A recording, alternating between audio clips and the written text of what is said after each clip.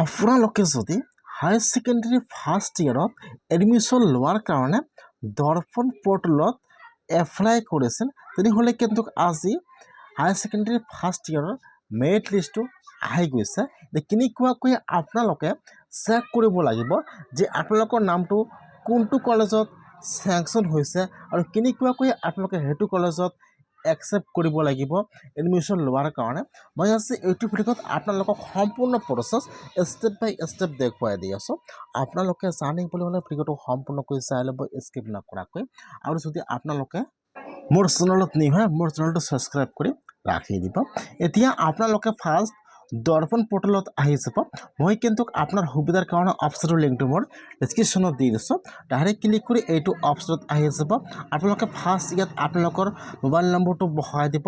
তাৰপিছত ইয়াত আপোনালোকৰ ডেট অফ বাৰ্থটো বহাই দিব আৰু তাত যিটো আপোনালোকে পাছৱাৰ্ড বনাইছিল আপোনালোকে ইয়াত পাছৱাৰ্ডটো বহাই দিব।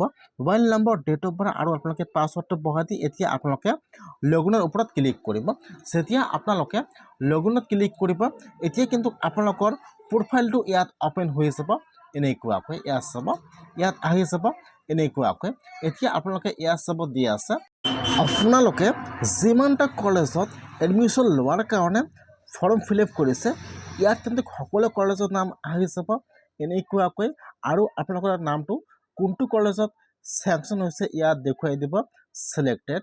এতিয়া আপোনালোকে ইয়াত চাব দি আছে মাই এপ্লিকেশ্যন। এতিয়া আপোনালোকে মাই এপ্লিকেশ্যনত ক্লিক কৰিব। এতিয়া আপোনালোকে যিমানকেইটা কলেজত এডমিশ্যন লোৱাৰ কাৰণে ফৰ্ম ফিল আপ কৰিছে ইয়াত সকলো কলেজৰ নাম আহি যাব এনেকুৱাকৈ। আৰু আপোনালোকৰ যিটো কলেজত নামটো আপোনালোকৰ ছিলেক্ট হৈছে ইয়াত কিন্তু কলেজৰ নামটো আহি যাব এনেকুৱাকৈ। আৰু ইয়াত দেখুৱাই দিব আপোনাৰ যিটো কলেজত এডমিশ্যন লোৱাৰ কাৰণে আপোনালোকৰ নামটো ছিলেক্ট হৈছে ইয়াত কিন্তু গ্ৰীণ কালাৰৰ আহি যাব আৰু ইয়াত দেখুৱাই দিব একচেপ্ট।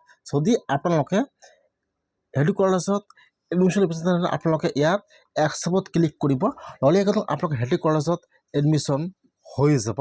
যদি আপোনালোকৰ পাৰ্চেণ্টেজ বেছি আছে আপোনালোকে সেইটো কলেজত এডমিশ্যন ল'ব নিবিচাৰে তেনেহ'লে আপোনালোকে কিন্তু ৱেইট কৰিব লাগিব। যেতিয়া আৰু এটা ছেকেণ্ড লিষ্ট আহি যাব আপোনাৰ কিন্তু সেইবোৰ কলেজৰ নাম আহিব পাৰে। সেইকাৰণে যদি আপোনালোকৰ সেইটো কলেজ পচন্দ নহয় বা আপোনালোকে তাত এডমিশ্যন ল'ব নিবিচাৰে তেনেহ'লে আপোনালোকে এদিন বা দুদিন ৱেইট কৰিব লাগিব। যেতিয়া আৰু এটা ছেকেণ্ড লিষ্ট আহি যাব তেতিয়া কিন্তু আপোনালোকৰ সেইটো লিষ্টত নাম আহিব পাৰে। সেইকাৰণে আপোনালোকে আজিয়ে চাই লওক, যিহেতু আজি মেৰিট লিষ্টটো আহি গৈছে আপোনালোকে আজি চাই লওক যে আপোনালোকৰ কোনটো কলেজত আপোনালোকৰ নামটো ছিলেক্ট হৈছে। যদি আপোনালোকে ছিলেক্ট হোৱা কলেজত আপোনালোকে এডমিশ্যন তেনেহ'লে আপোনালোকে ইয়াত একচেপ্টত ক্লিক কৰিব আৰু আপোনালোকে আপোনাৰ সকলো ডকুমেণ্ট আপোনালোকে আপোনাৰ কলেজত যাই জমা কৰিব। নহ'লে আপোনালোকৰ এডমিশ্যন হৈ যাব। যিহেতু আজি মেৰিট লিষ্টটো ওলাই আহিছে সেইকাৰণে আপোনালোকে এনেকুৱাকৈ দৰ্পণ পৰ্টেলত যাই লিষ্টটো চেক কৰিব লাগিব। আৰু আপোনালোকে কেনেকুৱাকৈ কটন কলেজৰ মেৰিট লিষ্টটো চেক কৰিব মই আপোনাক সেইটো প্ৰচেছ নেক্সট ভিডিঅ'ত দেখুৱাই দি আছোঁ।